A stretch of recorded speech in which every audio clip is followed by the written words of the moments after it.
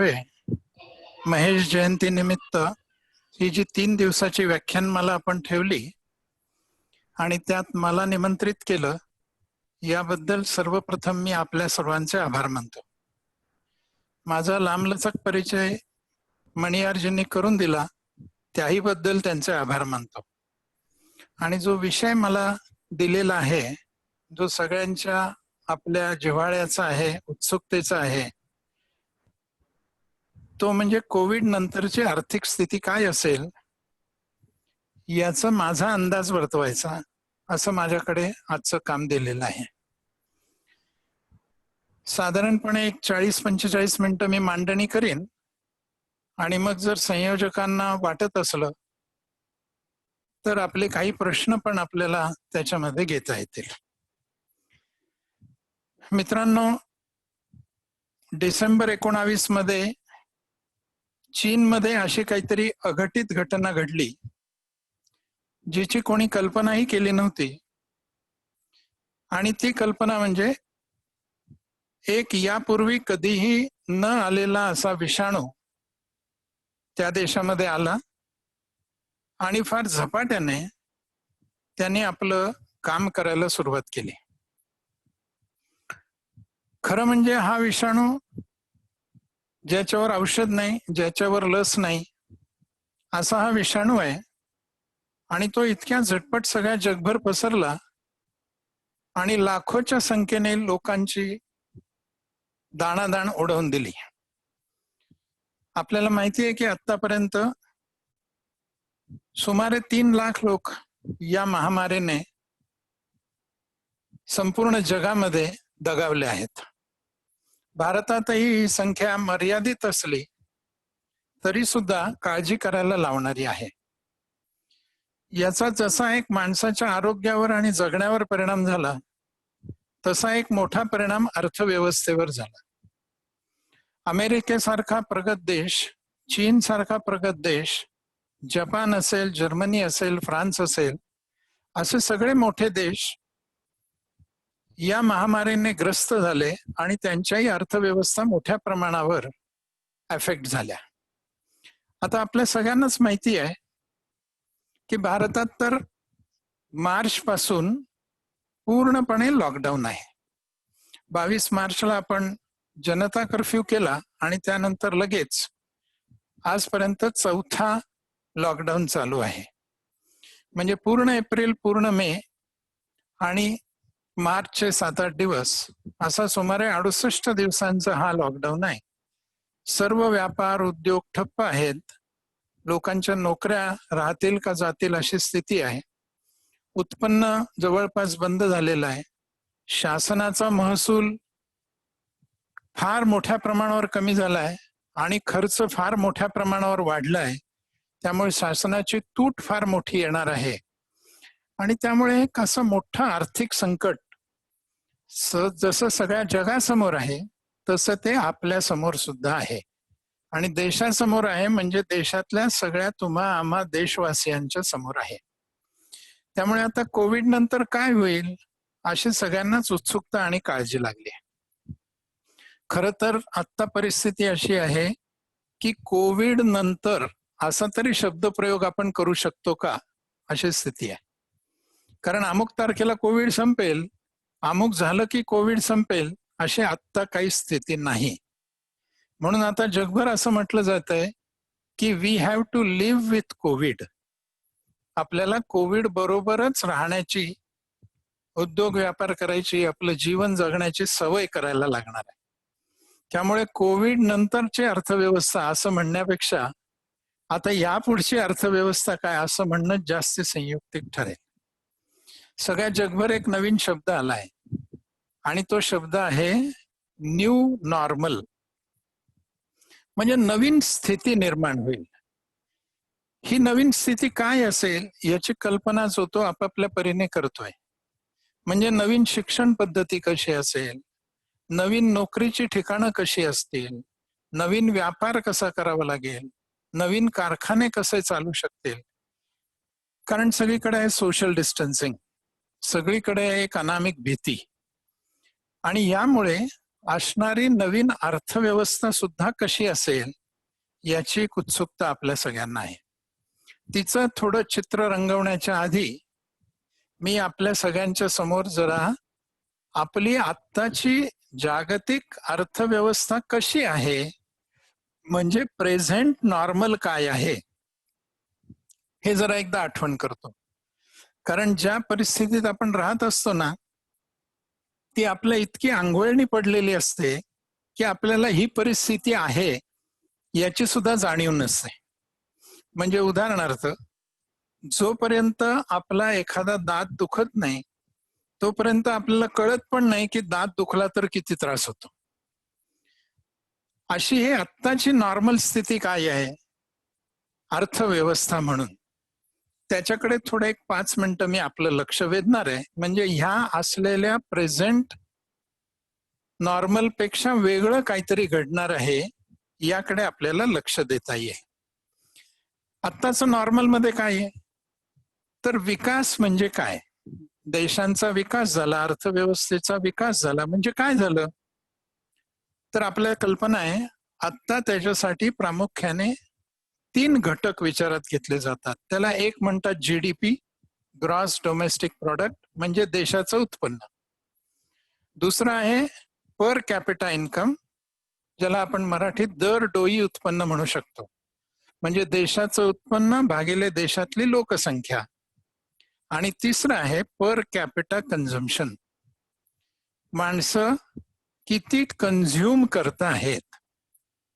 जितका GDP जास्त, जितका पर कॅपिटा इन्कम जास्त, जितकं कन्झम्पशन जास्त, तितका तो देश प्रगतीपथावर आहे असं आत्ता मानलं जातं.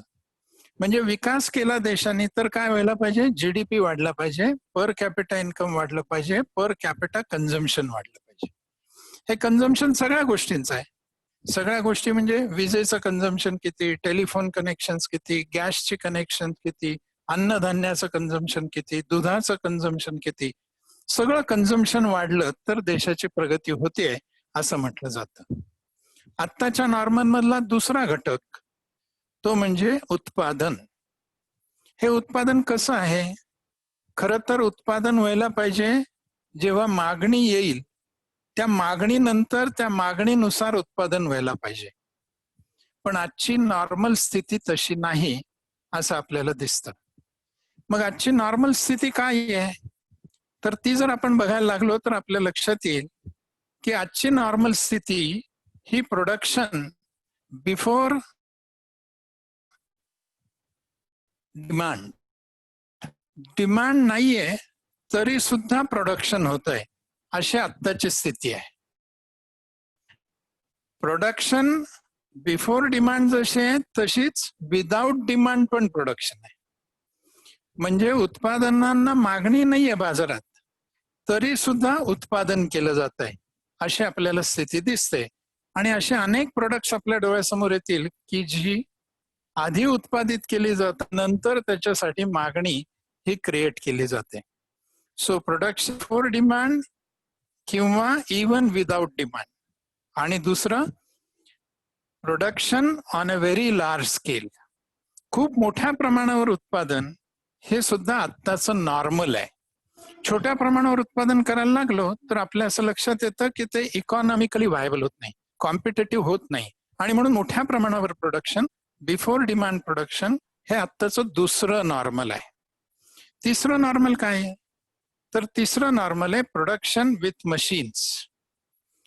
पूर्वी आमच्याकडे नॉर्मल असा होता की माणूस स्वतः उत्पादन करायचा, मशीनची गरज नसायची, हाताने उत्पादन करायचा. आता कुठेही आपल्याला दिसतं मशीननी प्रोडक्शन आहे. याचं कारण म्हणजे आतापर्यंत झालेल्या 4 औद्योगिक क्रांती.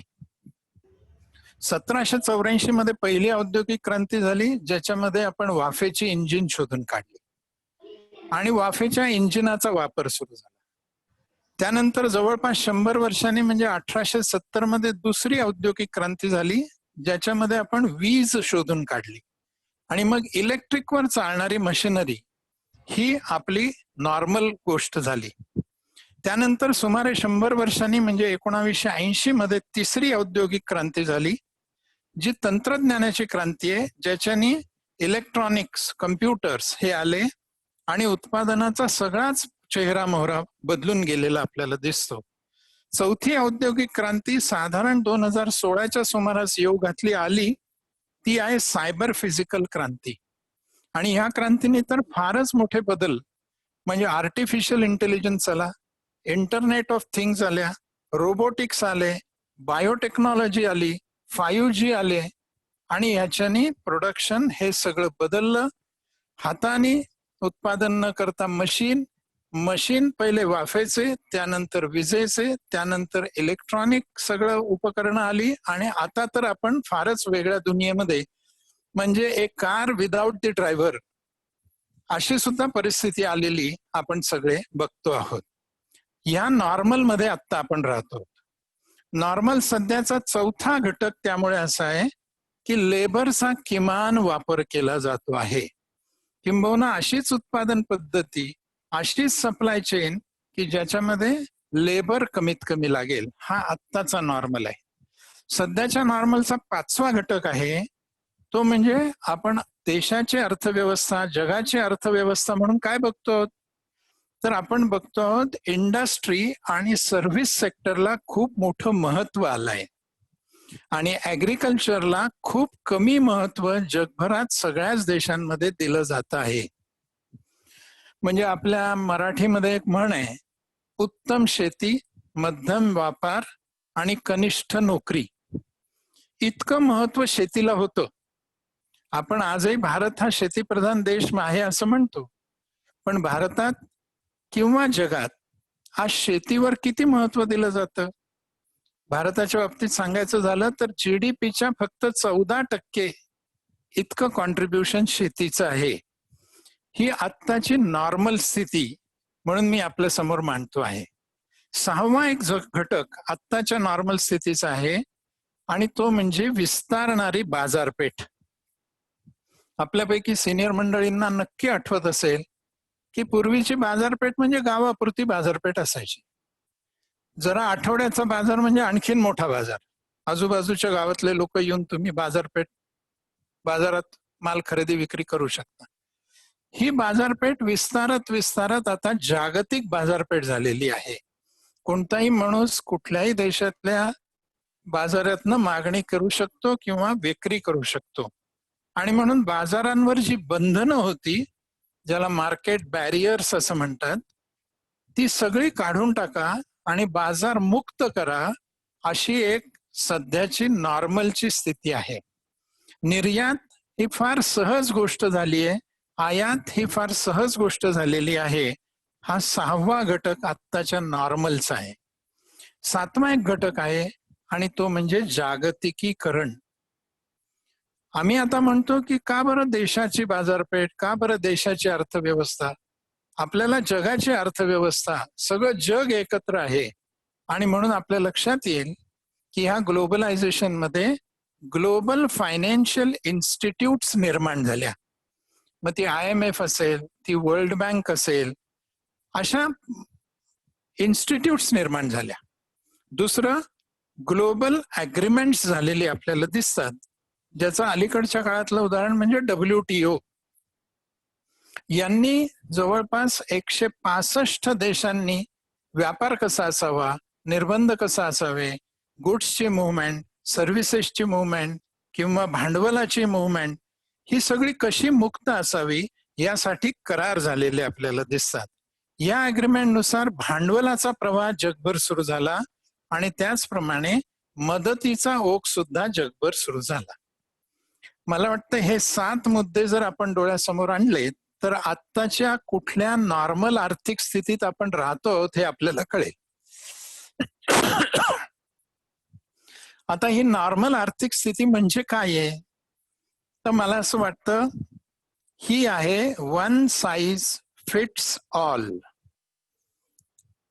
म्हणजे एकच उपाययोजना सगळ्या देशांना लागू पडते असं जगभर आता मान्य झाल्यासारखं आहे.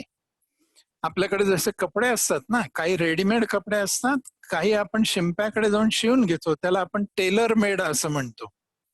आता काय मानलं जात आहे आर्थिक धोरणं, प्लॅन, पॉलिसीज, प्रोग्राम्स, प्रोसिजर हे सगळं रेडीमेड पाहिजे.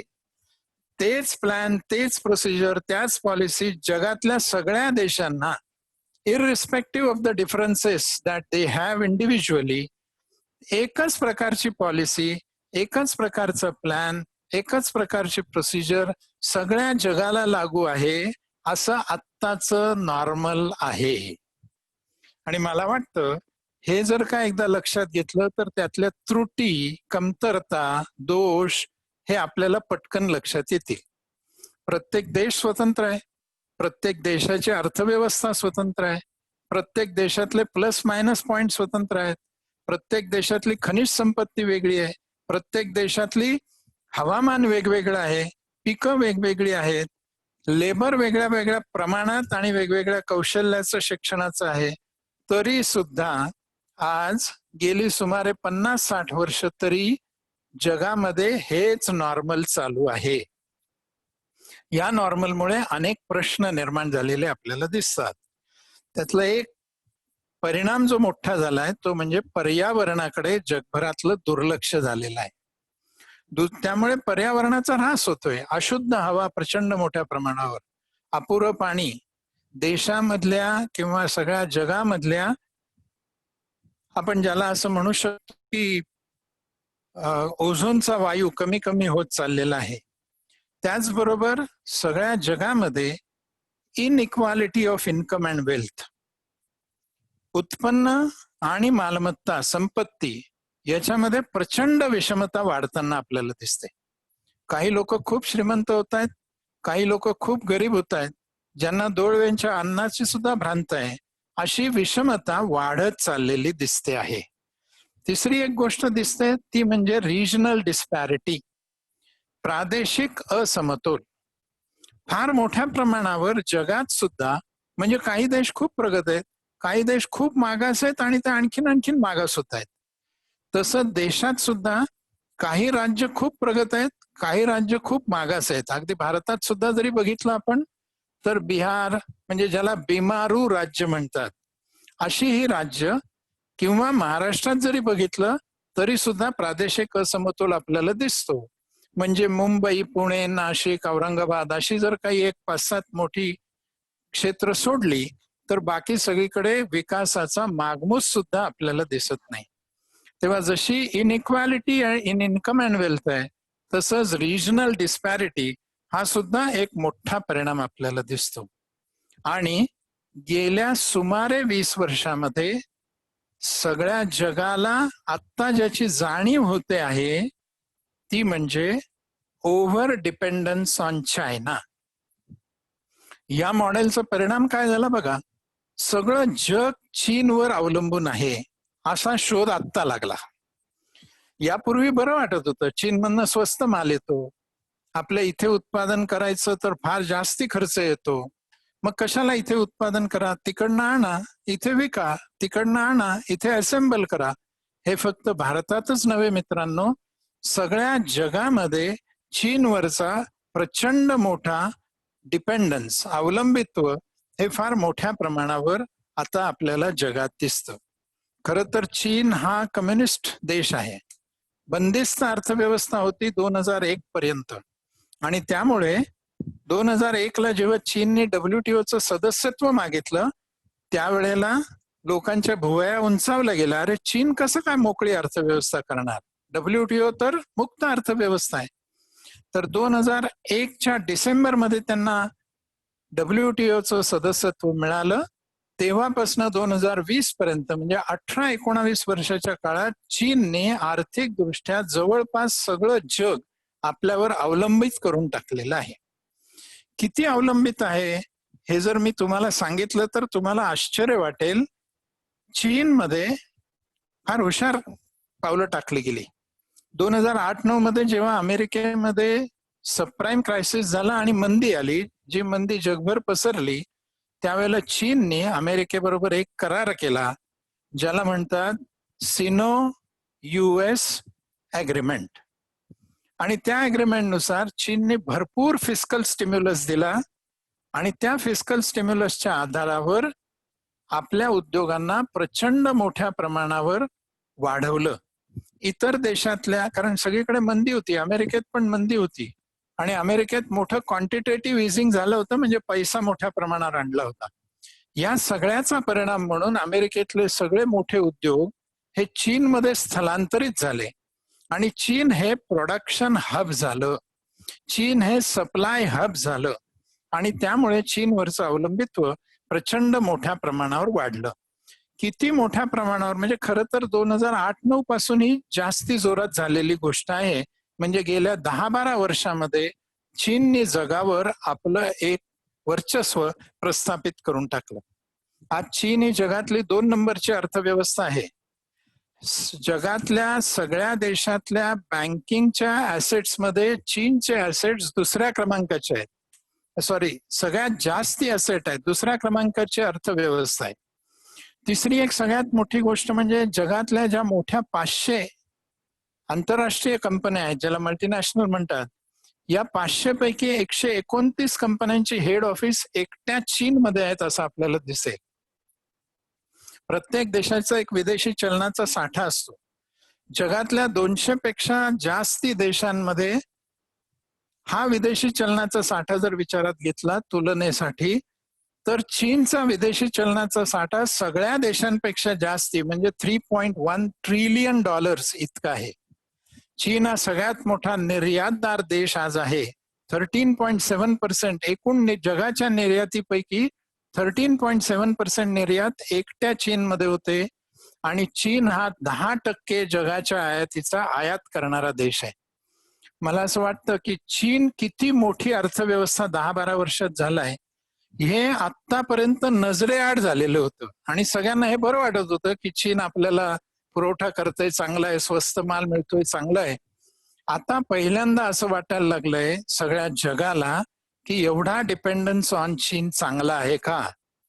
मित्रांनो, जगातल्या एकूण computer, office equipment, professional equipment यातली 35% निर्यात एकटा चीन करतोय.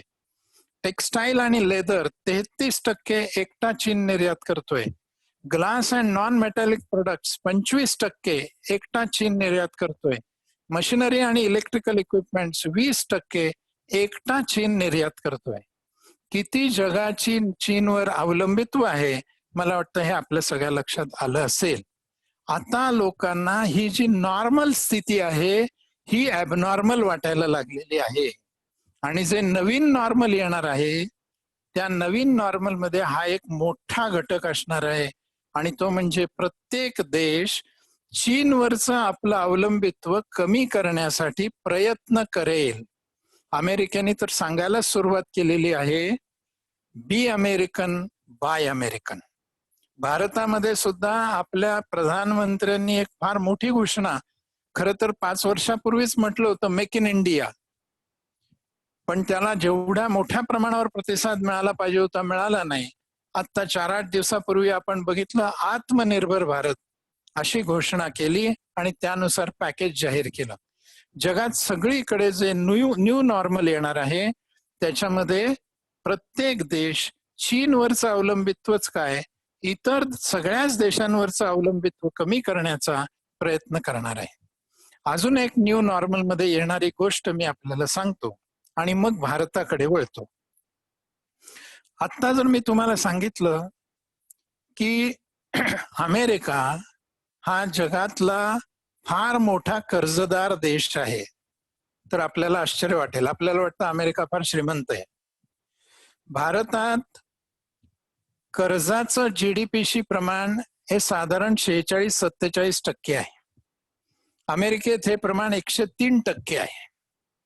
म्हणजे त्यांचा जेवढा जीडीपी आहे त्याच्यापेक्षा जास्ती त्यांचं कर्ज आहे. आणि मित्रांनो, या कर्जातला फार मोठा वाटा म्हणजे अमेरिकेतलं आत्ताचं कर्ज $7,066 अब्ज आहे.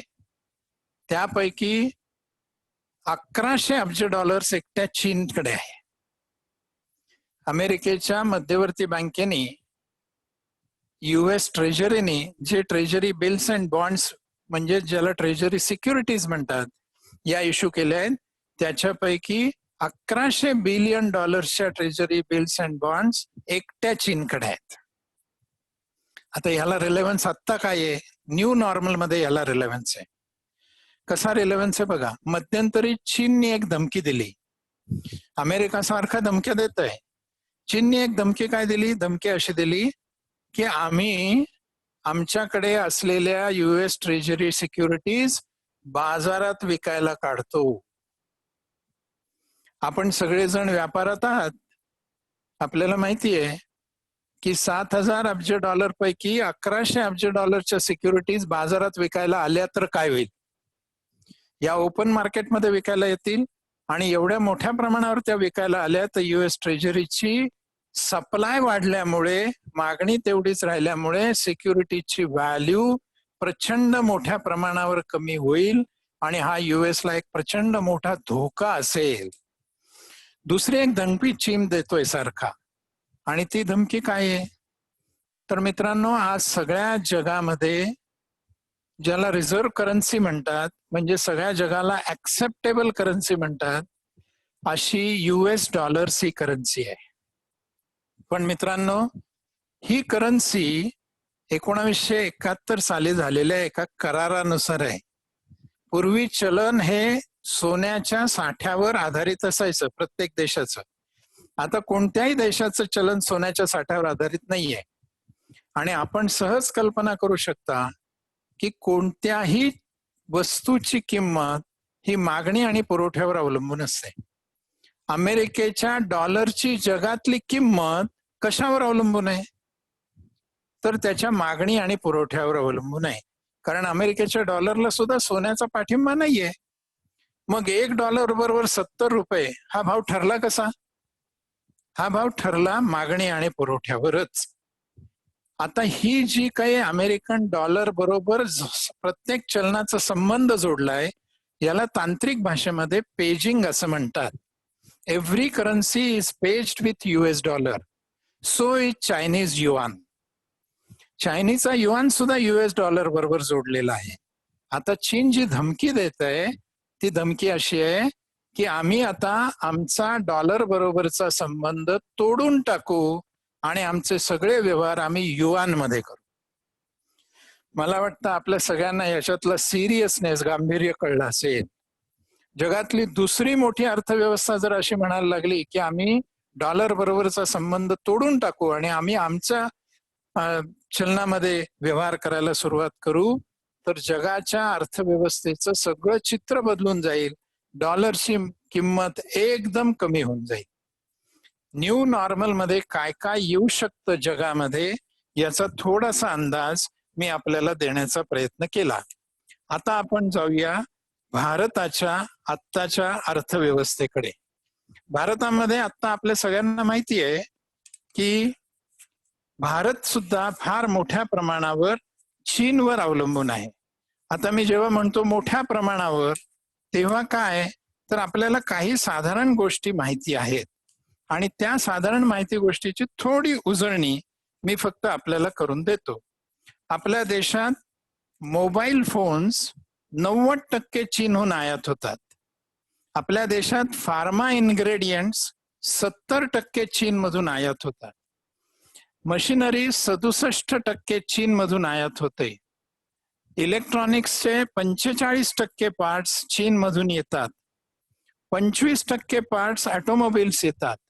ऑर्गॅनिक केमिकल्स 40% येतात आणि फर्टिलायझर्स 25% चीनमधून येत असतात. मला असं वाटतं की ह्या एकूण परिस्थितीमध्ये आपणही फार मोठ्या प्रमाणावर चीनवर अवलंबून आहोत. आमचे उद्योग चीनवर खूप मोठ्या प्रमाणावर अवलंबून आहेत. थोडी कल्पना यावी म्हणून सांगतो. आपल्या सातपूर अंबडच्या फॅक्टरी सुरू झाल्या. जरा अंदाज घेतला तर तिथले उद्योजक काय म्हणतायत, आपल्यापैकी काही जणांना हा अनुभव असेल ज्यांच्या फॅक्टरीज आहेत. व्यापारातही अनुभव काय येतो आपल्याला? ठीक आहे, नाशिकमध्ये उद्योग सुरू झाले, दुकानं सुरू झाली, पण जोपर्यंत मुंबई आणि पुणे सुरू होत नाही तोपर्यंत इथे चांगल्या पद्धतीने उद्योग सुरू होणार नाहीत, असंच आपण म्हणतो ना.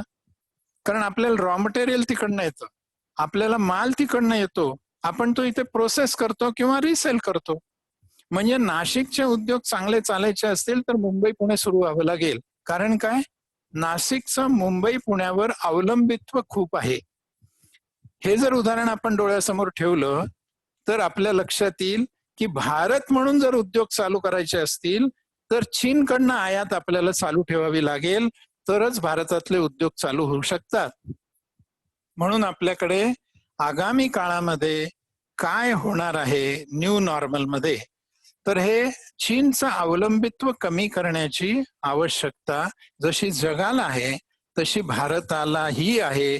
अन्यथा सगळं जग चीनच्या हातातलं आर्थिक भावलं होऊन जाईल. आपण त्या दृष्टीने पावलं टाकायला सुरुवात केली. जगात सुद्धा तशी सुरुवात गेल्या 2-3 वर्षापासून सुरू झाली आहे. आणि म्हणूनच WTO जवळपास डिसफंक्शन म्हणजे त्याचं फंक्शनिंग जवळपास संपलेलं आहे. देशांनी ट्रेड अग्रीमेंट्स करायला सुरुवात केली आहे. म्हणजे आपल्याला रिजनल ट्रेड अग्रीमेंट्स असं ज्यांना म्हणता येईल, छोटे छोटे 5, 7, 10 देश असे गट एकत्र येतात आणि त्यांचा एक करार होत असतो. त्याचबरोबर काही काही देशांचे गट स्थापन झाले. उदाहरणार्थ ब्रिक्स आपल्या सगळ्यांना माहितीये, ब्राझील, रशिया, इंडिया, चायना आणि साऊथ आफ्रिका अशा 5 देशांच्या अध्याक्षरांवरनं, इनिशियल्सवरनं ब्रिक्स नावाचा एक गट निर्माण झालाय. युरोपियन युनियन मधनं ब्रिटन बाहेर पडलाय. हे सगळे जे काही लक्षणं आहेत ही डिग्लोबलायझेशनची लक्षणं आहेत. म्हणजेच पुन्हा सगळे देश अंतर्मुख व्हायला लागलेले आहेत. जगाशी संबंध सोडायचा नाहीये, पण जगावरचं अवलंबित्व कमी करायचं आहे. आम्हाला आमचा उद्योग, आमचा व्यापार हा आमच्या बलभूतीवर करता आला पाहिजे. याला मी डिग्लोबलायझेशन म्हणतोय. याला मी आत्मनिर्भर असा शब्द प्रयोग करतोय. भारत या दृष्टीने पावलं टाकतो आहे. आणि आगामी काळात म्हणजे आता जे पॅकेज 20 लाख कोटीचं दिलंय तेही जर आपण नीट बघितलं तर लक्षात येईल सगळी वाटचाल हे आत्मनिर्भर भारताकडे आहे. त्याचा परिणाम काय होणार आहे? मला दिसतो तो परिणाम 2 बाबतीत. पहिला परिणाम होणार आहे तो म्हणजे शेती आणि MSMEs, medium, small and micro अशा प्रकारच्या उद्योगांना खूप प्रोत्साहन मिळणार आहे. मी मगाशी म्हटलं त्याप्रमाणे 14% शेतीचा वाटा आहे, 30% MSMEचा वाटा आहे, असं 44% कॉन्ट्रीब्युशन या 2 क्षेत्रांचं आहे. शेतीवर सुमारे 55% जनता अवलंबून आहे आपल्या लाईव्हलीहूडसाठी, उपजीविकेसाठी. आणि या लघु मध्यम उद्योगांच्यावर, सूक्ष्म उद्योगांच्यावर जवळपास 15 ते 20% जनता अवलंबून आहे. म्हणजे आपल्या लक्षात येईल 70-75% जनता ऍग्रिकल्चर अँड MSMEs याच्यावर अवलंबून आहे. म्हणून सरकारने आता जी काही धोरणं आखलेली आहेत, जो काही निधी उपलब्ध करून दिलेला आहे, ज्या काही सवलती दिल्या आहेत, जे काही प्रोत्साहनपर पॅकेज दिलेलं आहे, ते पॅकेज प्रामुख्याने या 2 सेक्टर्सवर दिलेलं आहे. ते म्हणजे शेती आणि MSMEs. उदाहरण दाखल सांगायचं झालं तर आपल्या लक्षात येईल ऍग्रिकल्चर इन्फ्रास्ट्रक्चर निर्माण करण्यासाठी 1 लाख कोटी रुपयाचा फंड निर्माण केला. थोडं जरा मागे जाऊन आठवलं तर आपल्या लक्षात येईल एक काळ भारताचा असा होता की जिथे अन्नधान्याचा तुटवडा होता. आम्हाला अन्नधान्य आयात करायला लागत होतं. अनेकांना तो PL 480 नावाचा अमेरिकेबरोबर केलेला करार आठवत असेल, ज्याच्यातनं आपल्याकडे लाल गहू येत होता. म्हणजे अन्नधान्य कमी होतं. आताची स्थिती काय आहे? आता आमच्याकडे अन्नधान्याचं भरपूर उत्पादन आहे. आमच्याकडे आता सुद्धा आमच्या देशाला दरवर्षी लागणाऱ्या अन्नधान्य साठ्याच्या 2.5 पट साठा आत्ता सरकारकडे आहे. आम्ही अन्नधान्याची निर्यात पण करतो. म्हणजे शेतीचा विकास करायचा म्हणजे काय करायचंय? अन्नधान्याचं उत्पादन नाही वाढवायचंय. ग्रीन रिव्होल्युशननी आमचं ते कार्य सिद्ध झालेलं आहे. मग आता गरज काय आहे? आता गरज 2 गोष्टींची आहे. एक म्हणजे हे जे शेतीचं उत्पादन होत आहे ते शेतीचं उत्पादन वाया न जाऊ देणं, कारण ते नाशवंत असतं. त्याचं प्रोसेसिंग करणं आणि त्याची चांगल्या पद्धतीने मोठ्या मार्केटमध्ये विक्री करणं. म्हणजे त्याचं स्टोरेज, त्याचं प्रोसेसिंग आणि त्याची विक्री, अशा 3 गोष्टींवर आगामी काळात भर राहील. म्हणून आता 1,00,000 कोटीचं जे पॅकेज दिलंय ते सगळं रुरल इन्फ्रास्ट्रक्चर, ऍग्रिकल्चर इन्फ्रास्ट्रक्चर साठी आहे. म्हणजे काय? वेअर हाऊसेस निर्माण करणं, कोल्ड स्टोरेजेस निर्माण करणं, ऍग्रो प्रोसेसिंग निर्माण करणं, त्याची विक्री करण्याची व्यवस्था करणं, यासाठी 1,00,000 कोटीचं पॅकेज दिलेलं आहे. आपले प्रधान म्हणतायत शेतकऱ्यांचं उत्पन्न दुप्पट करायचंय.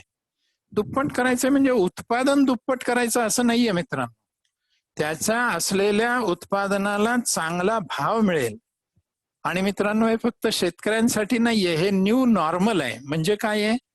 तर बाजारामध्ये आता जे इंडस्ट्रीयल प्रोडक्ट्स येत आहेत त्याच्या जोडीला ऍग्रिकल्चर प्रोडक्ट्स फार मोठ्या प्रमाणावर येऊ जातील.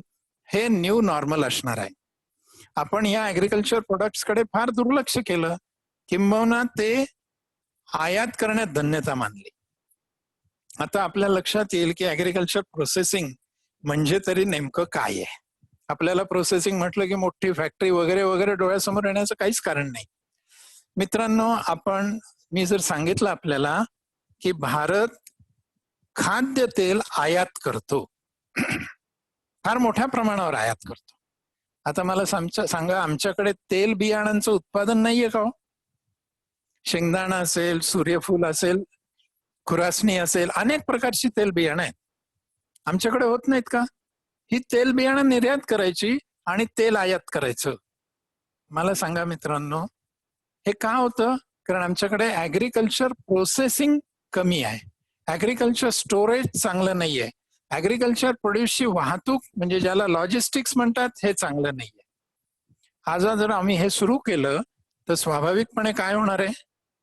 आमची ही प्रचंड मोठी आयात कमी होईल, त्याच्यासाठी लागणारं विदेशी चलन कमी होईल, आमचं आत्मनिर्भरतेकडे वाटचाल सुरू होईल. याच्यासाठी खूप मोठी गुंतवणूक लागते का?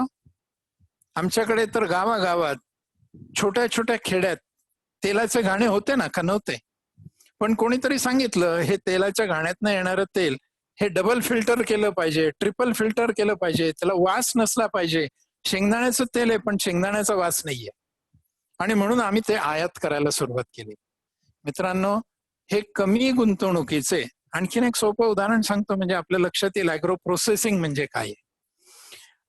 मोठ्या शहरांमध्ये, नाशिक तसं अजून छोटा आहे, पण मोठ्या शहरांमध्ये आज असं आपल्याला दिसतं का हो, की बाजारात गेले, गहू विकत आणला, तो निवडला, गिरणीत नेला, दळून आणला आणि त्या पिठातनं पोळ्या केल्या. दिसतं का असं? का असं दिसतं? एखादी मल्टीनॅशनल कंपनी गव्हाचं पीठ, आटा विकते आणि आपण ते डायरेक्ट आटा आणतो आणि त्या आट्याच्या पोळ्या करतो. गव्हापासून आटा बनवणं इज ऍग्रिकल्चर प्रोड्यूस प्रोसेसिंग. हे प्रोसेसिंग करायला खूप मोठं भांडवल लागतं का? गिरणी पाहिजे, दळायला पाहिजे, ब्रँडिंग केलं पाहिजे, पॅकिंग केलं पाहिजे, विकलं पाहिजे, दॅट्स ऑल. पण आज आम्हाला याच्यासाठी मल्टीनॅशनल कंपन्या लागतात आणि त्या कंपन्यांचंच पीठ आम्ही घेतो. ही ऍग्रिकल्चर प्रोसेसिंगची, मला सांगा, आम्ही जो टोमॅटो केचप खातो, विकतं हिंदुस्तान लिव्हर किसान नावाने, जरा बघा त्याच्यावर, तिथे असतं मार्केटेड बाय हिंदुस्तान लिव्हर, पण प्रोड्युस्ड बाय हुम? जरा बघा, आपण हे सेशन संपल्यावर आपल्या घरची बाटली काढून तुमच्या लक्षात येईल, it is produced by some small manufacturer from a remote place, taluka place, village place. ते फक्त मार्केटिंग मल्टीनॅशनल कंपन्या करतायत. आत्मनिर्भर व्हायचंय, ऍग्रिकल्चर प्रोसेसिंग करायचंय, म्हणजे नेमकं काय होणार आहे? मला असं वाटतं ह्या गोष्टी आपल्या डोळ्यासमोर येतील. दुधाचं भरपूर उत्पादन आहे, पण दुधाची पावडर आम्ही बाहेरनं आणतो. आमच्याकडे कांद्याचं भरपूर उत्पादन आहे, पण कांद्याची पावडर आम्ही आयात करत असतो. आमच्याकडे दुधाचं उत्पन्न खूप आहे, पण आम्ही दुधाचे प्रोडक्ट्स, मग ते चीज असेल, पनीर असेल, आयात करतो. ऍग्रिकल्चर प्रोड्यूस प्रोसेसिंग ही एक फार मोठी गोष्ट आता येणार आहे, आणि त्याच्यासाठी सरकारने क्लस्टर अप्रोच, म्हणजे ह्या उद्योगांचे छोटे छोटे क्लस्टर्स केले जातील, जिथे ज्या गोष्टी मोठ्या प्रमाणावर आहेत तिथे त्याचं क्लस्टर होईल. हे क्लस्टर करण्यासाठी 10,000 कोटीचा फंड आत्ताच देऊन टाकलेला आहे. मित्रांनो, क्लस्टरचा उपयोग काय आहे? क्लस्टरचा उपयोग असा आहे की त्या क्लस्टरमध्ये असे उद्योग एका जागी येतील, त्यामुळे त्यांना मार्गदर्शन करणं, त्यांना टेक्नॉलॉजी देणं, त्यांना फंड्सचा पुरवठा करणं, त्यांचं ब्रँडिंग करणं, त्यांची पॅकिंगची व्यवस्था करणं, त्यांच्या लॉजिस्टिक्सची व्यवस्था करणं, त्यांच्या जाहिरातीची व्यवस्था करणं, हे सगळं त्या क्लस्टरमध्ये हे सोपं जाणार आहे. आणि म्हणून आगामी काळामध्ये शेतीचं इन्फ्रास्ट्रक्चर, शेतीचं प्रोसेसिंग, डेअरीचं इन्फ्रास्ट्रक्चर, आता ह्या पॅकेजमध्ये सुद्धा 15,000 कोटी डेअरी इन्फ्रास्ट्रक्चरसाठी दिलेले आपल्याला दिसतात. हर्बल प्लांटेशन, त्याच्यासाठी 4,000 कोटी हे दिलेले आपल्याला दिसतात. या सगळ्याचा एकत्रित अर्थ काय होतो मित्रांनो?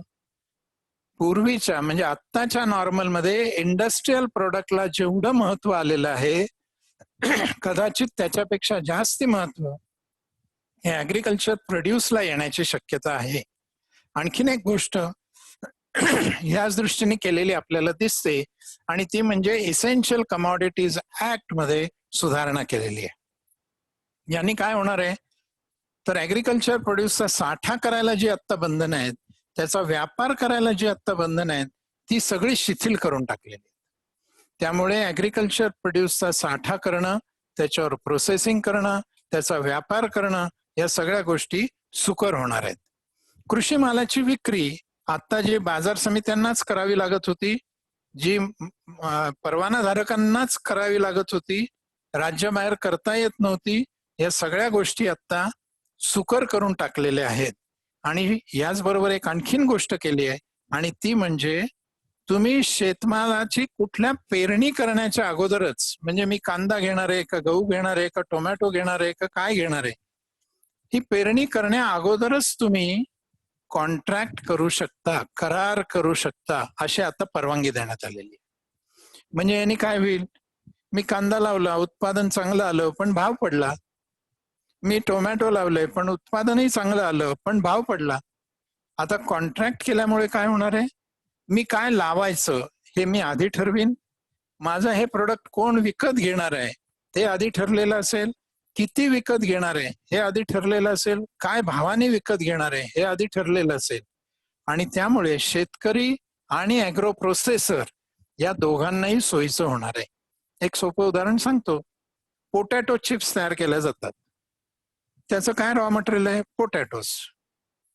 आता मला हवे तितके पोटॅटो मिळतील की नाही, त्या दर्जाचे मिळतील की नाही, काय भावाने मिळतील, इंडस्ट्रियलिस्ट म्हणून मला याची आज काहीच माहिती नाहीये. पण मी जर अशी शेतकऱ्यांच्या बरोबर करार करून ठेवले आणि त्यांना सांगितलं की तुम्ही इथे पोटॅटो लावा, मी ह्या दराने घेईन, इतकी क्वांटिटी घेईन, तुम्ही हे बियाणं लावा, त्याच्यावर ही खतं टाका, त्याच्यातनं हे उत्पादन या पद्धतीने काढा, म्हणजे मला हवा तर क्वालिटीचा पोटॅटो मिळेल. मला असं वाटतं उद्योजक आणि शेतकरी या दोघांनाही याचा लाभ निश्चित होऊ शकतो. थोडं सारखंच उदाहरण द्यायचं झालं ना, तर साखरेचे कारखाने आणि ऊस उत्पादक शेतकरी यांचं जे नातं आहे, आज कारखाना त्याला ऍडव्हान्स देतो, कारखाना त्याचा ऊस खरेदी करण्याची हमी देतो, कारखाना तिथे ऊस तोडणीसाठी मजूर पण पाठवतो, तिथून वाहून पण नेतो, म्हणजे शेतकऱ्याला योग्य भाव मिळतो, माल विक्री जाईल याची खात्री मिळते, आणि कारखान्याला सुद्धा योग्य क्वांटिटीमध्ये योग्य दर्जाचा माल योग्य भावामध्ये माल मिळू शकतो. मला वाटतं ह्या उदाहरणावरनं आपल्याला ही जी नवीन तरतूद केलेली आहे शेतीमाल विकण्याची, आणि त्याच्यासाठी जो एक नॅशनल प्लॅटफॉर्म निर्माण केलाय, ई नाम, इलेक्ट्रॉनिक नॅशनल ऍग्रिकल्चर मार्केट, तुम्हाला बाजार समितीवर जाऊन विकायचीच गरज नाही. तुम्ही जसं शेअरची खरेदी विक्री घरी बसून करता, तशी शेतमालाची खरेदी विक्री घरून बसून करता येईल. हे सगळं छोट्या मध्यम उद्योगांच्या मार्फत होईल अशी आपल्या सरकारची योजना आहे. आणि म्हणून MSME साठी 50,000 कोटी रुपयांचं फंड ऑफ फंड्स तयार केलेलं आहे. आता हे फंड ऑफ फंड्स काय भानगड आहे, तर छोटे उद्योग, मध्यम उद्योग, सूक्ष्म उद्योग, ग्रामीण उद्योग यांना भांडवल कमी लागतं, त्यांच्याकडे कर्ज घेण्या इतकी पत असतेच असं नाही. किंबहुना बँका ग्रामीण भागात जाऊन कर्जदार शोधण्याच्या भानगडीतही कमी पडतात. मग यांच्याकडे एंटरप्रेनरशिप आहे, यांच्याकडे रॉ मटेरियल आहे, फार मोठं टेक्नॉलॉजी लागत नाहीये. असा हा उद्योजक कसा होईल? त्याला जर पैसा पुरवला नाही, भांडवल पुरवलं नाही तर. मग आता सरकार काय करतं, तुम्ही एक तर कर्ज घ्या, नाही तर तुम्हाला सबसिडी देतो असं सांगतं. या दोन्ही गोष्टी अडचणीच्या मोठ्या प्रमाणावर होऊ शकतात, कारण कर्ज मिळायला पत असावी लागते. कर्ज मिळायला बँकेचा पॉझिटिव्ह दृष्टिकोन असायला लागतो. तो प्रत्येक ठिकाणी असतोच असं नाही. तारण द्यायला मालमत्ता लागते, ती त्याच्याकडे असतेच असं नाही. आणि म्हणून दुसरा मार्ग काय मग? तर तो दुसरा मार्ग आहे म्हणजे सबसिडी घ्या, अपफ्रंट सबसिडी घ्या. सरकार त्याच्यावर काही ना काहीतरी अनुदान देत, पण अनुदान सगळ्यांना मिळत नाही आणि अनुदान खालपर्यंत पोहोचेल याची पण खात्री नसते. याच्यावर एक उपाय सरकारने आता काढलाय आणि तो म्हणजे अनुदान देण्याच्या ऐवजी किंवा सबसिडी देण्याच्या ऐवजी आता सरकार भांडवल देईल, म्हणजे इक्विटी पार्टिसिपेट करेल. आपल्यासारख्या उद्योगात असलेल्या लोकांना मी इक्विटी पार्टिसिपेशन म्हणजे काय सांगायची गरज नाही, पण काही जणांच्या मनात शंका येईल, म्हणजे पुन्हा पब्लिक सेक्टर अंडरटेकिंग होणार का, पुन्हा सरकारी मालकीचे उद्योग होणार का? मित्रांनो, यातला एक फरक आपण लक्षात घेतला पाहिजे. आतापर्यंत असलेले पब्लिक सेक्टर अंडरटेकिंग्स हे फार मोठ्या प्रमाणावरचे उद्योग आहेत. आता सरकारला तसं करायचं नाहीये. सरकारला काय करायचंय आता? तर सरकारला आता छोट्या उद्योगात छोटी मालकी घ्यायची, म्हणजे मालकी घेण्यात त्यांना इंटरेस्ट नाहीये. मला सांगा, सबसिडी दिली, वसूल होते का? कर्ज दिलं, वसूल होण्यात अडचण येते की नाही? मग त्याच्यापेक्षा हीच रक्कम समजा भांडवल म्हणून दिली आणि ते भांडवल त्यांना मार्जिन मनी म्हणून कामाला आलं आणि त्या मार्जिन मनीतनं त्यांनी बँकातनं कर्ज उचलली, तर मला असं वाटतंय की असे छोटे उद्योग उभं राहायला खूप मोठी मदत ही होणार आहे. आणि म्हणून 50,000 कोटीचं एक fund of funds he equity पुरवण्याची सुरुवात आता सरकारने केलेली आपल्याला दिसते. आणि एक आणखीन गोष्ट केली आहे छोट्या उद्योगांना बढावा देण्यासाठी, ती म्हणजे कुठल्याही सरकारची 200 कोटी रुपयापर्यंतची जी टेंडर्स आहेत ती आता ग्लोबल टेंडर्स असणार नाहीत. म्हणजेच मोठ्या लोकांचं कॉम्पिटिशन कमी करण्यासाठी ही एक फार मोठी उपाययोजना सरकारने केली. थोडक्यात आपल्याला काय दिसतंय, तर शेतीला, ग्रामीण अर्थव्यवस्थेला आणि छोट्या छोट्या उद्योगांना, छोट्या मध्यम आणि सूक्ष्म उद्योगांना बढावा देण्याचं धोरण इथून पुढे आपल्याला दिसत आहे. यामुळे इकॉनॉमी डिसेंट्रलाइज्ड होईल. जी आता मोठ्या शहरांमध्ये कॉन्सन्ट्रेटेड आहे तिला बाहेर जावं लागेल. आणि कंपन्यांनाही आता हे कळलं आहे की मोठ्या शहरात राहिल्याचे तोटे काय आहेत. आपल्याही लक्षात आलं असेल, नाशिक सारख्या तशा छोट्या शहरामध्ये सुद्धा अनेक कामगार निघून गेलेत. आता हे कामगार परत येतील की नाही माहिती नाहीये. मुंबई सारख्या शहरात तर लाखांनी लोक परत गेलेत, पुण्यासारख्या शहरात हजारोनी लोक परत गेलेले आपण पाहिलेली आहेत. याच्या जोडीला आणखीन एक गोष्ट आहे आणि ती म्हणजे अनेक उद्योगांना हे कळलंय की कामगारांना कारखान्यात किंवा ऑफिसमध्ये येऊनच काम केलं पाहिजे याची गरज नाहीये. अनेक जण वर्क फ्रॉम होम करू शकतात आणि 2-2, 3-3 महिने झाले तरी सुद्धा ते चांगलं इफेक्टिव्हली कार्यरत राहू शकतं. त्यामुळे मला तर असं दिसतंय आगामी काळामध्ये कदाचित IT इंडस्ट्रीला सुद्धा सरकार अशी काहीतरी प्रोत्साहनपर योजना आणेल. सांगायला हरकत नाही, मी स्वतःच ही सूचना सरकारला केलेली आहे की IT इंडस्ट्रीज तुम्हाला मुंबई पुण्यात कशाला पाहिजे, बंगलोरमध्ये कशाला पाहिजे? तिथे काम करणारी मंडळी घरून काम करतायत आणि व्यवस्थित काम करतायत.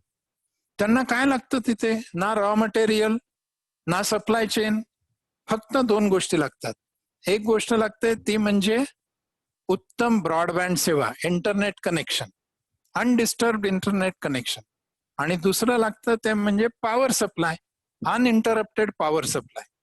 या 2 गोष्टी जर का तुम्हाला छोट्या गावात छोट्या शहरात पोहोचवता आल्या, त्या पोहोचवणं आता शक्य आहे. जवळपास सगळीकडे इलेक्ट्रिसिटी तर पोहोचली आहे, तिची क्वालिटी सुधारावं लागेल. आणि इंटरनेट पण पोहोचलाय, त्याची पण क्वालिटी सुधारावी लागेल. या जर 2 गोष्टी झाल्या, तिसरी गोष्ट लागते ती म्हणजे एअरपोर्ट. आणि आपल्या सगळ्यांना माहिती आहे आता नाशिकमध्ये सुद्धा एअरपोर्ट चांगल्या पद्धतीने काम करायला लागलाय. शिर्डीचा एअरपोर्ट चांगला काम करायला लागलाय. तेव्हा अशा छोट्या शहरांमध्ये, गावांमध्ये IT उद्योग शिफ्ट करणं हेही आगामी काळात अशक्य आहे असं मला वाटत नाही. मित्रांनो, थोडक्यात काय आहे तर आगामी न्यू नॉर्मल हा थोडासा भारतापुरता जर विचार करायचा झाला तर शेती आणि छोटे मोठे उद्योग यांच्यावर आधारित असेल. डिसेंट्रलाइज्ड अशी अर्थव्यवस्था आपली असेल आणि त्या दृष्टीने आपण पावलं टाकणं, विचार करणं आवश्यक आहे असं मला वाटतं. एक 5 मिनिटात मी आता वैयक्तिक स्तरावर काय आपण लक्ष दिलं पाहिजे, केलं पाहिजे याबद्दल बोलतो आणि थांबतो. म्हणजे मी सुरुवात केली जागतिक स्तरावर, आलो भारताच्या स्तरावर आणि आता येतोय तुमच्या माझ्या स्तरावर. मित्रांनो, आता या अनिश्चिततेच्या काळामध्ये म्हणजे आपण व्यापारी असो का नोकरदार असो, कारखानदार असो का कोणी असो, आता आपल्याला उत्पन्नाची अनिश्चितता निर्माण झालेली आहे. मी नोकरदार असेल तर पगार मिळेल की नाही, माझा पगार टिकेल की नाही, मला दुसरीकडे रोजगाराची संधी मिळेल की नाही, म्हणून उत्पन्नाची अनिश्चितता आहे. मी उद्योजक असलो तर माझा प्रोडक्ट चालेल की नाही, मला लागणारं रॉ मटेरियल मिळेल की नाही, मला हवे ते वर्कर्स कामावर येतील की नाही, हे सोशल डिस्टन्सिंग ठेवून मला किती प्रमाणात उत्पादन करता येईल आणि मग त्याची कॉस्ट काय असेल आणि मग ती विकता येईल की नाही. व्यापारी असेल तर त्यालाही उत्पन्नाची, कारण मागणीच बाजारात नाहीये, मंदीसारखी परिस्थिती. थोडक्यात काय तर प्रत्येकाला उत्पन्नाची ही अडचण आत्ता जाणवते आहे. आणि दुसऱ्या बाजूला खर्च मात्र आपले फार मोठ्या प्रमाणावर कमी होऊ शकतील अशी स्थिती नाहीये. मग याच्यात काय करावं लागेल तर मला असं वाटतं की उत्पन्नाच्या बाजूला अधिक उत्पन्नाचे काही मार्ग असू शकतात का, याचा मला शोध घ्यावा लागेल.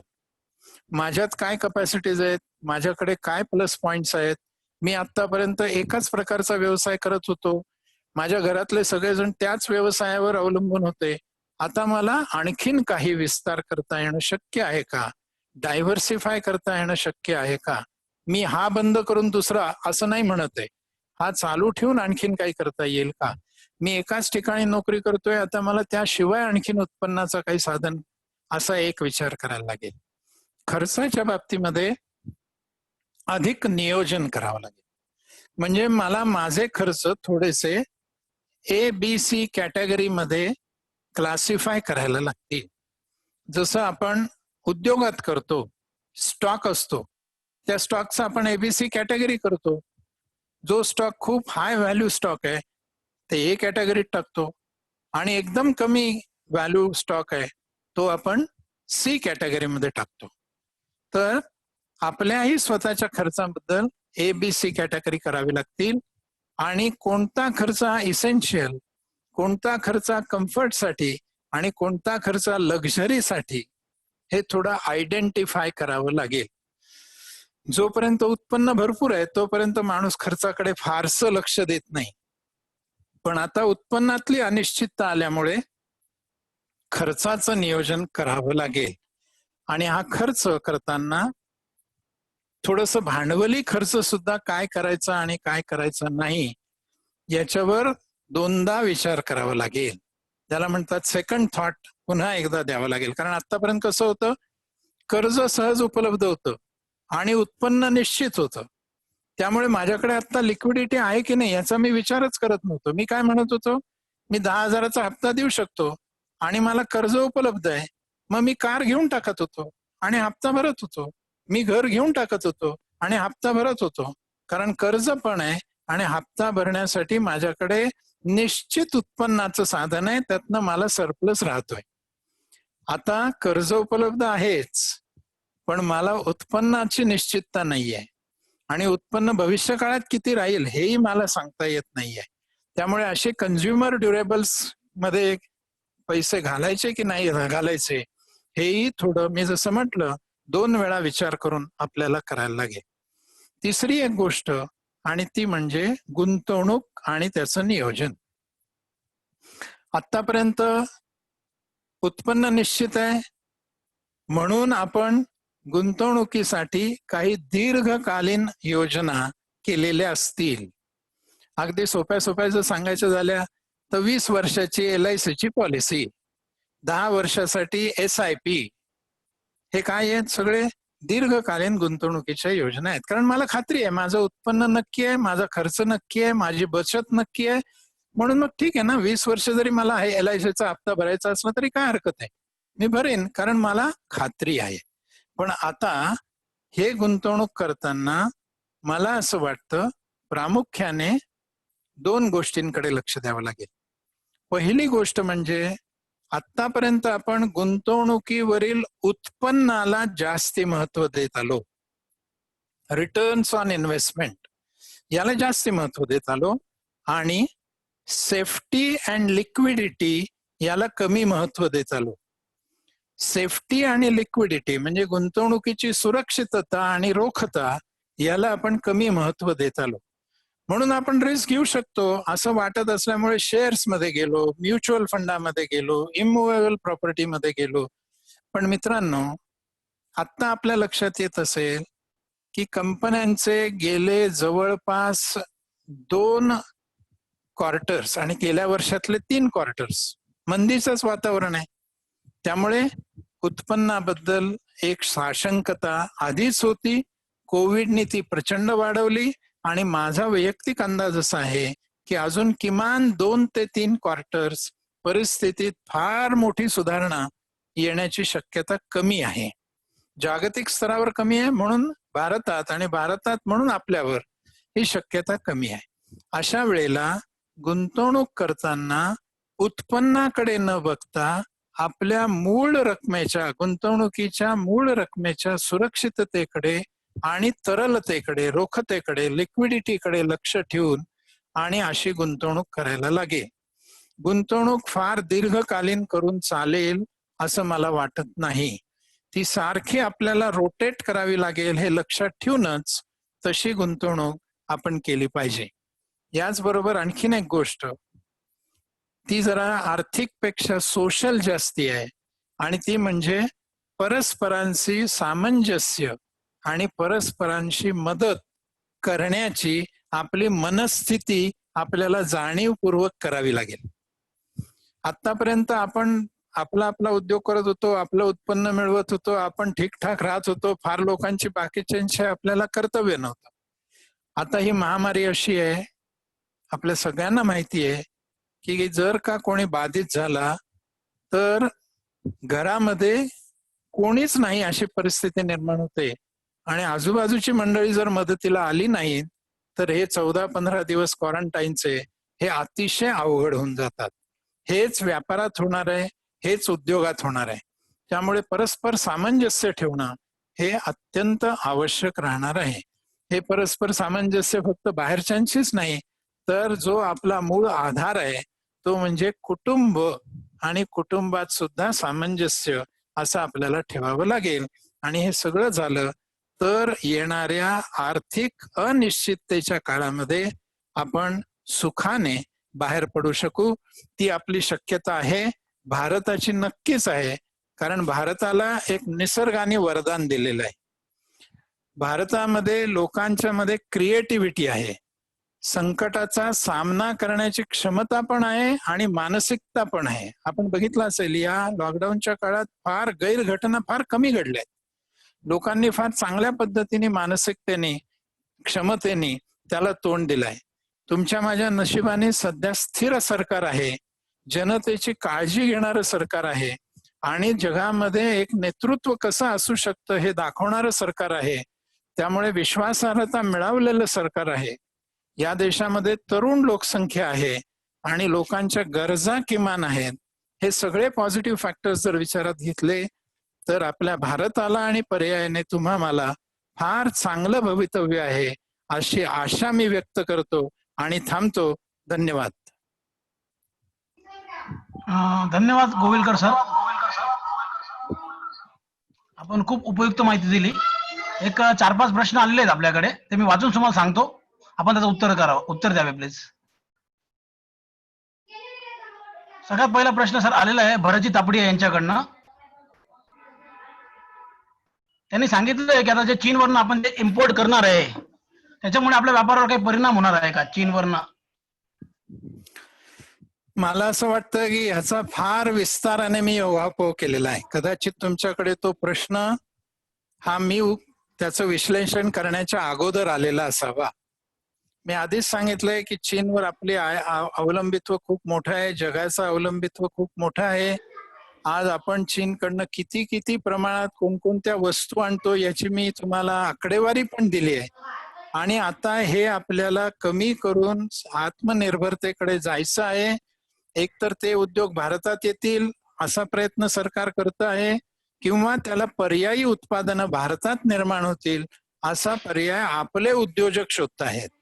कारण सरकार या आयातीवर खूप मोठ्या प्रमाणावर हे कमी होणार आहे. म्हणून त्यांचा जो प्रश्न आहे चीन मधून, पुन्हा दाखवा तो प्रश्न. आता दिसला होता मला तो प्रश्न. हा तुम्ही वाचला का सर तो? हो, दाखवा पुन्हा एकदा. हे बघा, चीन म्हणून आयात न करणे हे किती प्रमाणात सक्सेस होऊ शकते, कृपया मार्गदर्शन करावे. म्हणूनच मी सांगतो आहे, हे काही जादूची कांडी फिरवल्यासारखं उद्या चीनची सगळी आयात बंद होणार नाही. अर्थव्यवस्थेत कुठलीही गोष्ट एकदम घडत नाही, पण पावलं त्या दिशेने टाकली जाणार आहेत, फक्त भारताचीच नाहीत तर सगळ्या जगाची. त्यामुळे ज्यांचे उद्योग व्यापार आता चीनच्या आयातीवर मोठ्या प्रमाणावर अवलंबून आहेत, माझी त्यांना एक व्यक्ती म्हणून विनंती अशी आहे, मला जेवढं कळतं, समजतं, दिसतं, त्याच्यावरनं मला अशी विनंती करावीशी वाटते की आपण चीनचं अवलंबित्व कमी करायला पाहिजे, त्याच्यासाठी पर्याय शोधायला पाहिजेत, त्याच्यासाठी पर्याय निर्माण केले पाहिजेत, त्याच्यासाठी छोटे छोटे गट केले पाहिजेत. म्हणजे उदाहरणार्थ इलेक्ट्रॉनिक्सच्या वस्तू चीनकडनं आयात करणारे तुम्ही 25 उद्योजक एकत्र आले पाहिजेत. त्यांनी त्या सगळ्यांनी मिळून एक काहीतरी त्याच्यावर उपाय असा शोधला पाहिजे. कदाचित तोच उपाय एक चीनला पर्यायी उद्योग नाशिकला महाराष्ट्रामध्ये सुरू करण्यासाठी होऊ शकतो. आणि हे जर आपण केलं नाही तर कोणीतरी करणार आहे, हे लक्षात ठेवा. त्यामुळे आता आपल्याला स्कोप आहे, चान्स आहे. जसं मास्कची गरज लागणार आहे हे कळल्याबरोबर ज्यांनी मास्कचं उत्पादन सुरू केलं त्यांनी चांगला धंदा केला. पीपीई किट्स लागणार आहेत हे ज्यांनी शोधून काढलं त्यांनी पीपीईचा चांगला धंदा केला. व्हेंटिलेटर्स लागणार आहेत, अहो महेंद्र सारख्या कंपनी सुद्धा व्हेंटिलेटर तयार करण्याची सुरुवात करून दिलेली होती. मला सांगायचा मुद्दा एवढाच आहे, येणाऱ्या काळाची पावलं काय असतील याचं वर्णन मी थोडं तपशिलात केलं आहे. सरकार सगळ्याच देशांची ही चीनवरचं अवलंबित्व कमी करणार आहेत. कदाचित चीनवर बहिष्कार सुद्धा सगळ्या जगाचा होईल, कदाचित अमेरिका युद्धासारखा सुद्धा मार्ग अवलंबेल. आणि त्यामुळे आपल्याला त्याच्यासाठी स्वतःला तयार करणं आवश्यक आहे. हे एकदम 2 महिन्यात होईल, 6 महिन्यात होईल, वर्षभरात होईल असं नाही. पण आपल्याला जर दीर्घकालीन विचार करायचा असेल तर याला पर्याय शोधायला तेवढा कालावधी नक्की लागणार आहे. त्याच्यासाठी आपण आत्ताच पावलं टाकायला सुरुवात केली पाहिजे. धन्यवाद. धन्यवाद सर. अजून 2-3 प्रश्न आलेले होते. एक राजकुमार सोनी यांच्याकडनं प्रश्न आला होता की माननीय जे प्रधानमंत्री आपले नरेंद्रजी मोदी यांनी आता जे पॅकेज जाहीर केलं होतं त्याचा ट्रेडिंग करणाऱ्या व्यापाऱ्यांना काही योजना आहेत का? कारण तुम्हाला माहिती आहे आमचा मारवाडी वर्ग जास्त करून ट्रेडिंग मध्ये खूप बिझनेस करतो. थोडं इलॅबोरेट केलं तर बरं होईल असं मला वाटतं. मला असं वाटतं की पॅकेजचा आपण रोख बघितला पाहिजे, डिरेक्शन बघितली पाहिजे. आता व्यापाऱ्यांसाठी काय दिलंय का? काही दिलेलं नाही. उद्योजकांसाठी थेट काही मदत दिली आहे का? काही दिलेलं नाही. हे मी अगदी नम्रपणे आणि स्पष्टपणे सांगतो. कोणाला दिलाय थेट? 500 रुपये दर महिन्याला बँक खात्यात जमा होतील. कोणाला? 5 किलो धान्य, 1 किलो डाळ तुम्हाला मिळेल. कोणाला? थेट जे दिलंय ते एवढंच आहे. बाकी थेट फार कोणाला काहीही दिलेलं नाही. त्यामुळे व्यापाऱ्यांनाही काहीही दिलेलं नाही. पण व्यापाऱ्यांना दिशा मात्र काय दिले? जसं प्रत्येकाला दिशा दिल्या आहेत तशी व्यापाऱ्यांनाही दिशा आहे की तुम्ही आता जर का फार आयात केलेला माल विकत असलात तर थोडी काळजी करा आत्तापासून. तुम्ही जर का फक्त इंडस्ट्रीयल प्रोडक्ट्सवर काम करत असलात तुम्ही जर का फक्त मल्टीनॅशनल कंपन्यांचं काम करत असलात तर थोडा थोडा विचार आत्तापासून सुरू करा. आगामी काळामध्ये याच्यावरचं अवलंबित्व कमी होणार आहे. स्थानिक उत्पादनं किंवा छोट्या उद्योगांनी उत्पादित केलेली उत्पादनं अशा वस्तूंवर आपल्याला थोडासा अधिक भर द्यावा लागेल. ते टिकाऊ होईल कदाचित. आत्ताचं जे मी म्हणून आत्ताचं नॉर्मल काय आहे ते सांगण्यात जवळपास 20-25 मिनिटं घालवली आणि हा नॉर्मल सगळा बदलणार आहे आणि तो कसा बदलणार आहे हे सांगण्यात पुढची 40-45 मिनिटं घालवली आहेत. तेव्हा आपल्याला त्याच्यातनं दिशा घ्यायची आहे. पॅकेजमध्ये आता तुम्हाला इतके कोटी दिलेत का तर काहीही दिलेलं नाही हे मला स्पष्टपणे सांगायला पाहिजे. धन्यवाद.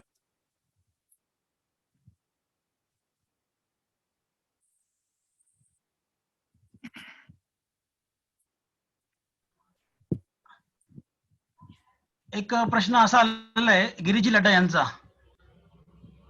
की ते सध्या सर्व्हिस इंडस्ट्रीमध्ये आहेत. नाही, कंचन वर्मा यांचा. तर I am involved in service industry, majorly direct sales. दुसरा एक यांचा प्रश्न आहे गिरीजी लड्डा यांचा की नाही, पहिला प्रश्न पुरा करा ना आधी.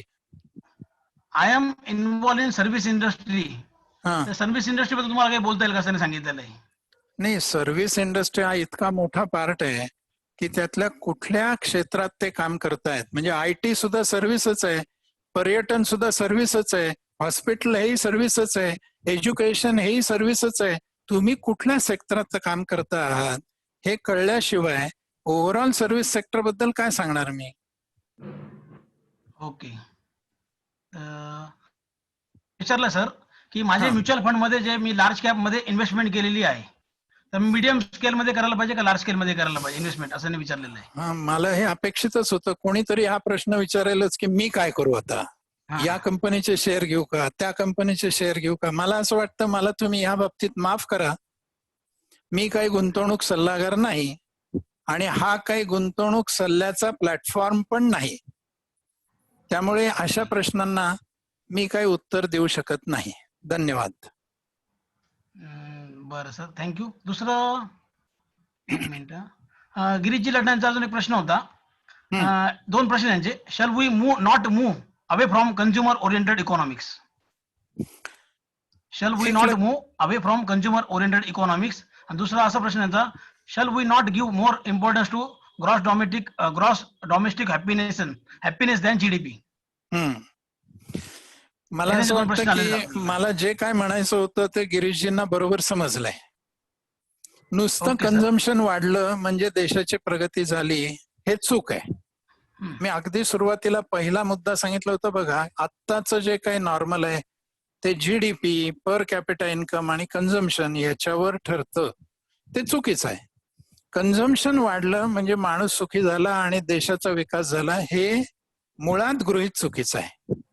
आज आपल्या सगळ्यांना माहिती आहे की आपल्या अगदी जवळचा एक देश, छोटासा देश, त्यांनी आज जगाला GDPच्या ऐवजी ग्रॉस हॅपीनेस इंडेक्स दिलेला आहे. ते म्हणतात की आम्हाला किती कन्झम्पशन केलं याच्याशी काय करायचंय, माणूस शेवटी सुखी झाला पाहिजे. आणि आज जे सांगितलं जातंय की सुख कशाने मिळेल तर गरजेच्या पूर्तीतनं सुख मिळेल. गरज कसली तर फक्त शारीरिक गरज. आणि ती पूर्ण कशी होणार तर कन्झम्पशनमुळे होणार. आणि कन्झम्पशन कसं शक्य आहे तर पैसा मिळवण्याने शक्य आहे. अशी आत्ताची अर्थव्यवस्था ज्याला सध्याचं नॉर्मल म्हणता येईल अशी आहे. आता हे लोकांना कळायला लागलंय की ही काही हॅपीनेसची व्याख्या नाही. लाखो करोडो रुपये कमवणारी मंडळी ही आज किती अनहॅपी आहेत, किती रोगांनी ग्रस्त आहेत, किती विविध विवंचना त्यांना आहेत. म्हणजे हे मला वाटतं सगळ्या समाजांमध्ये, सगळ्या देशांमध्ये आपल्याला दिसतं. अमेरिकेत जाऊन राहिलेली मुलं कोट्यांनी पैसे कमवतायत, आई वडिलांना लाखांनी पैसे पाठवतायत, पण आई वडिलांना ते पैसे काय करायचे, बाबा तू एकदा ये आणि आम्हाला भेट. हॅपीनेस कमी झालाय, कुटुंब विभक्त झाले आहेत, माणसाला नेमकं हे कळतच नाहीये की कशाने हॅपीनेस आहे. आणि म्हणून कन्झम्पशन ओरिएंटेड इकॉनॉमी याच्याऐवजी सॅटिस्फॅक्शन ओरिएंटेड इकॉनॉमी याकडे वाटचाल सुरू होणारच आहे. आता ही जी सगळी मंडळी गावातनं खेड्यातनं, कशाला नाशिक मधनं सुद्धा पुण्या मुंबईला गेलीच ना. कशाला गेली? अधिक पैसा मिळवा म्हणून. राहिली कुठे तिथे? धारावी सारख्या झोपडपट्टीमध्ये. केलं काय? कोरोनाचा प्रसार. झालं काय? पैसा असून सुद्धा घरी येता येत नाहीये. घरी आलं तर काय? घरात घेत नाहीये, गावात घेत नाहीये. कुठे गेला हॅपीनेस? तेव्हा कन्झम्पशनवर आधारित इकॉनॉमी याच्यात आगामी काळात निश्चित बदल होईल. जीडीपी हा डेव्हलपमेंटचा मापदंड आहे, याच्यातही बदल होईल आणि शेवटी हॅपीनेस कडे जाण्याच्या दृष्टीने पावलं पडतील. म्हणून मी म्हटलं डिसेंट्रलाइज्ड इकॉनॉमी, त्याचबरोबर ऍग्रिकल्चर आणि स्मॉल स्केलवर आधारित इकॉनॉमी ही या पुढची न्यू नॉर्मल असणार आहे. थँक्यू. Thank you sir. दुसरं एक अजून तुम्हाला गिरीशजींचे 2-3 प्रश्न आहेत. दुसरं एकाने तुमचं पुस्तक वाचलं सर, अर्थ जिज्ञासा, त्यांनी तुम्हाला धन्यवाद सांगितलेला आहे, सूरज भट्टर थँक्यू. म्हणून. दुसऱ्याने एक प्रश्न असा सांगू होता का सर. 1 मिनिटात? हा बोला सर, बोला ना. अर्थ जिज्ञासा हे पुस्तक त्या गिरीशजींनी वाचलं. हे पुस्तक सुमारे 1500 पानाचं आहे आणि त्याच्यामध्ये 377 आर्थिक संकल्पना एक्सप्लेन केलेल्या आहेत. ते पुस्तक शुद्ध मराठीमध्ये आहे आणि एक एक संकल्पना साधारण 4 ते 5 पानांमध्ये त्याचा अर्थ काय, त्याची व्याप्ती काय, त्याचे परिणाम काय, असं सगळं एक 4-5 पानामध्ये ते एक्सप्लेन केलेलं आहे. याच्याने होतं असं की आपल्याला अर्थ साक्षरता येते. आपल्याला एखाद्या घडणाऱ्या घटनेचा, म्हणजे उदाहरणार्थ आता आरबीआयने रेपो रेट कमी केला, याचा मला काय फायदा तोटा होणार आहे, अर्थव्यवस्थेला काय फायदा तोटा होणार आहे, हे मला अदरवाईज कळतच नाही. त्यामुळे रेपो रेट काय आहे, त्याचा परिणाम काय होतो, हे सगळं आपल्याला तिथे पाहायला मिळेल.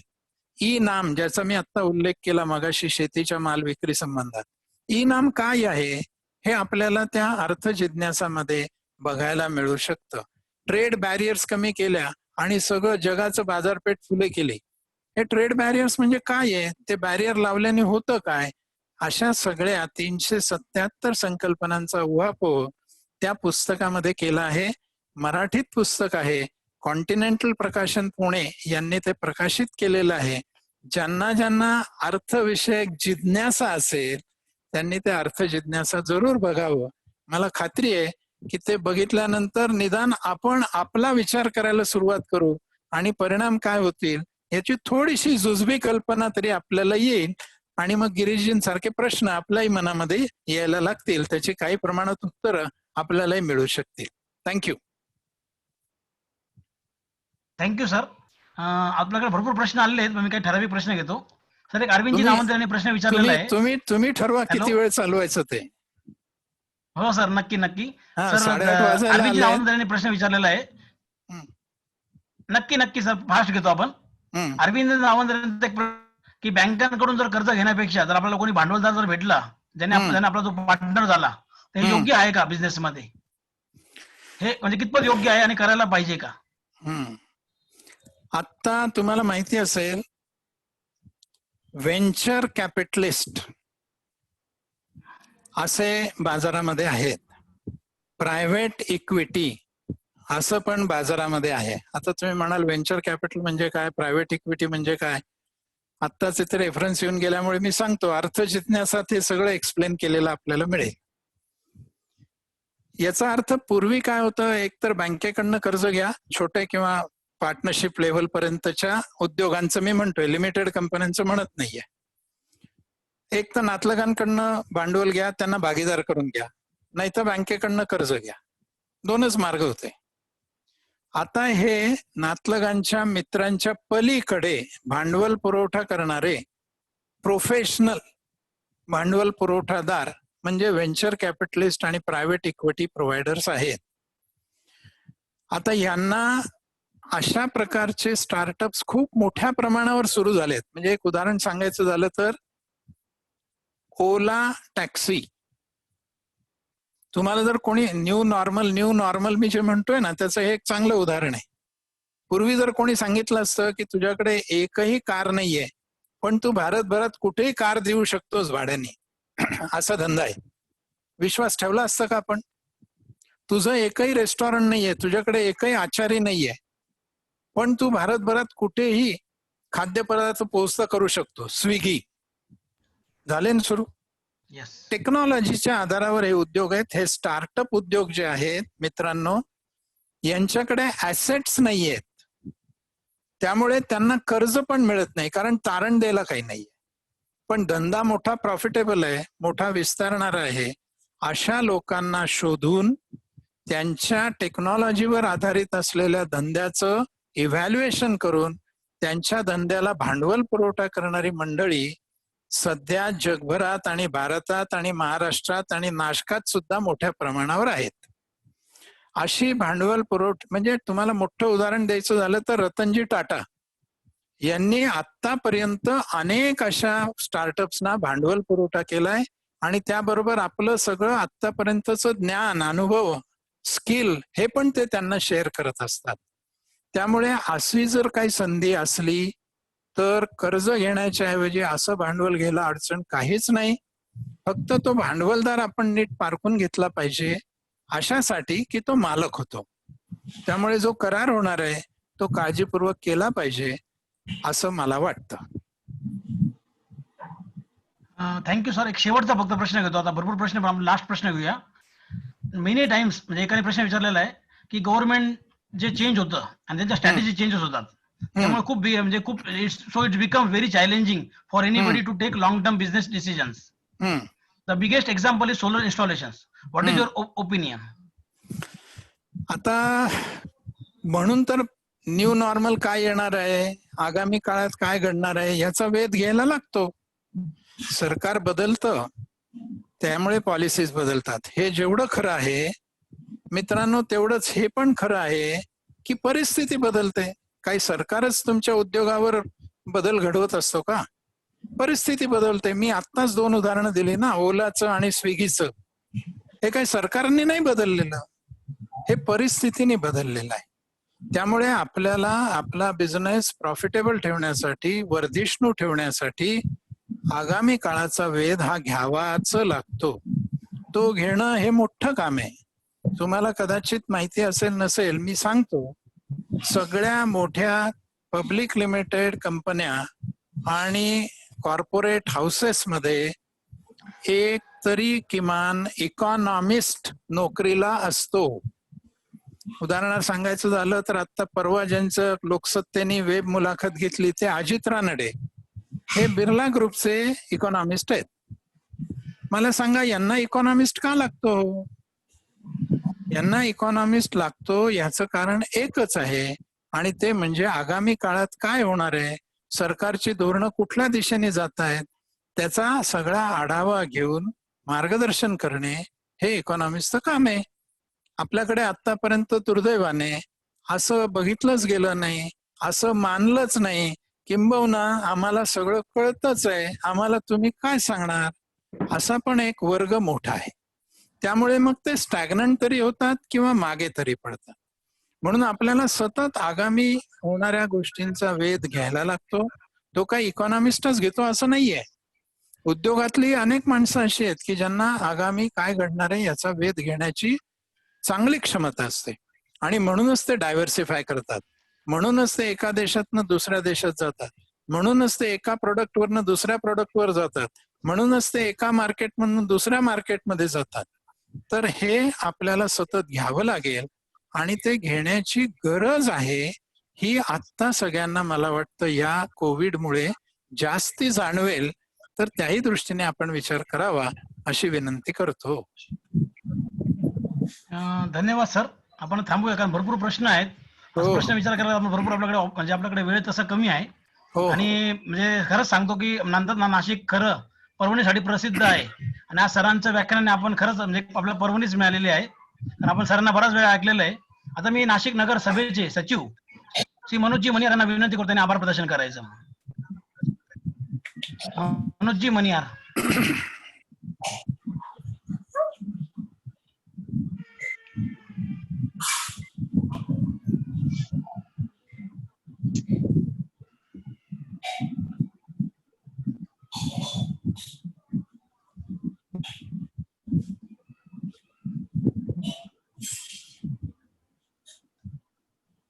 हॅलो मनोज, चालू केलंय बघ.